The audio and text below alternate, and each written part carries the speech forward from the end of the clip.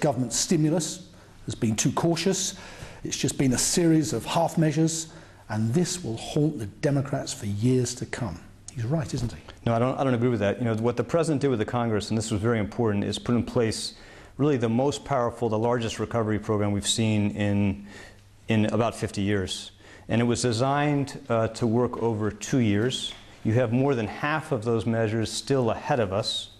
And I actually think you're seeing growth come back stronger and more quickly than many of us thought just going back six months ago. But again, the Congress passed and the President signed into law on Friday some expansion of benefits for the unemployed, some expanded tax benefits to businesses, and we're going to keep at this until we get growth back on track and American people back to work. What about the bankers themselves, the demons and all this? The Europeans are very keen on reining back the bankers, putting a cap on their bonuses. It seems to us that in the US, it's business as usual. These guys have got away with it. No, where's the beef in your action? We're not going to let that happen. And if you look at what we've done already, I believe, in fact, we're ahead of the rest of the world because we have put in place pretty tough standards to change the way compensation practices are done in the financial sector because we all share this basic imperative, which is we can't let the system go back to where it was. We can't have a situation where people are paid to take risk, but they don't bear the responsibility for those mistakes. That's something we all share, and we moved actually very early, ahead of most countries. The President proposed in February of this year a set of comprehensive reforms to change this. Congress has already passed legislation through one house that would bring greater disclosure, give more leverage to shareholders to constrain these things. You saw the Federal Reserve of the United States put out very strong standards to change compensation. We work with countries around the world to put in place broad standards for reforming this changes. We're not going to let it go back to the way it was. You, as a government, have brought in an unprecedented package of stimuli, fiscal and monetary. There comes a time, doesn't there, when that tap has to be turned off. You said in your communique today it is too early to start to lean against recovery. That's not what the Conservative opposition in Britain is saying. They're saying we need belt tightening now. Are you saying they're wrong? I think one of the most important things you see in the statement from the G20 today, which is a very broad-based consensus around the world. You can see it in continental Europe. You can see it in China, in India and Brazil, and certainly the United States. That we are at the stage where growth is restarting, but we don't have the conditions in place for a sustained recovery. And that's going to require continued efforts to get businesses growing again, get people back to work, get these credit markets opening up again. And I didn't really hear anyone around the table suggest today that we can now move to restraint on the policy side. We're going to have to do that as the economy recovers. But right now, the dominant challenge is growth. Final question, Secretary Geithner. The deficit in the US is well north of $1 trillion. You don't really have much more room for another fiscal surge. At some point, taxes will have to go up, won't they? Actually, the deficits are slightly less than we anticipated if you look back earlier in the year, but they're too high, and we're going to have to bring them down as growth recovers. But that's something we can do. Again, the biggest challenge is to get the economy growing again, get people back to work, and that's what we're going to do. Well, the head of the International Monetary Fund also told Jeff Randall that a transaction tax is unlikely to work. The head of state meetings in Pittsburgh in September asked the I.M.F. to work on this question of a tax on the financial sector.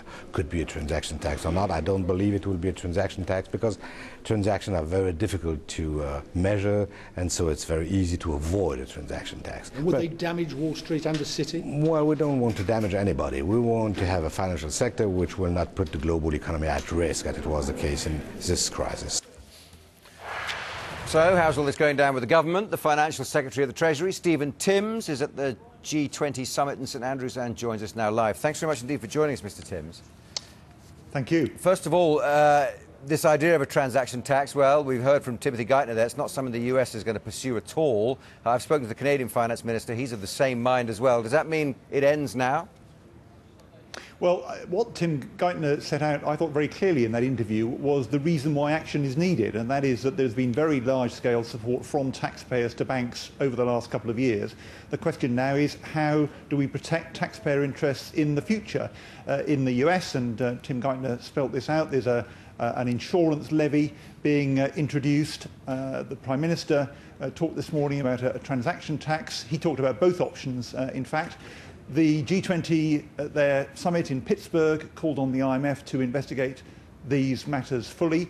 Their report will come back in April to the spring meetings and then to the G20 leaders next summer. The key thing is, and everybody agrees with this, and Tim Geithner underlined it in that interview, is action is needed. We mustn't have taxpayers exposed to the scale of losses that the banks have incurred around the world over the last couple of years. But the Prime Minister's transaction tax, which was my original question, that's in the long grass now, isn't it?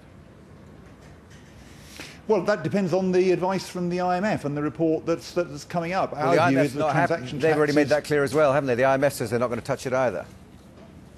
No, that isn't what Dominique Strauss-Kahn said. And he confirmed this at the meeting today.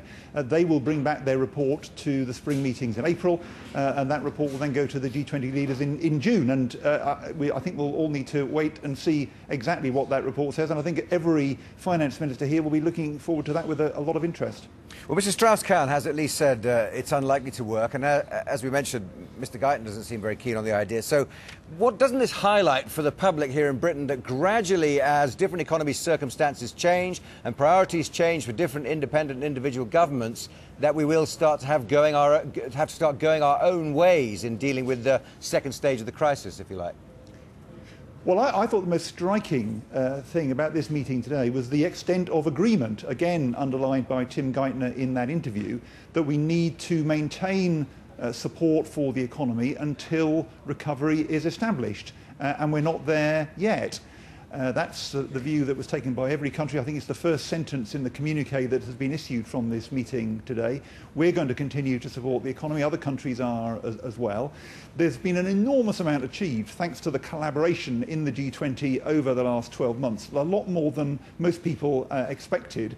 The result is that we've averted some very, very severe dangers that otherwise could well have engulfed us. We've seen them off, but we need to continue to support the economy now, continue to collaborate and cooperate until the recovery is secure. The recovery is one thing, of course, but growth is another. Now, all the other G8 countries are seeing growth again, except for the UK. We may lag behind. Even the Chancellor talks about waiting until next year. Well, the Chancellor at the budget several months ago said he believed the UK economy would return to growth by the end of the year. That continues to be our view. And we're expecting that data right at the beginning of the new year. So in that sense, we're on track with what we were expecting to happen. And the reason that we've got back to recovery and the reason that other countries have got back to recovery is because of the stimulus measures that have been taken and that have been coordinated so successfully through the G20. But what if we don't start to see growth when the Chancellor expects? What if we have to keep shelling out taxpayers' money to keep ourselves afloat and it goes on till it's untenable while the other members of the G8 do start to move ahead with their fiscal stimulus starting to work?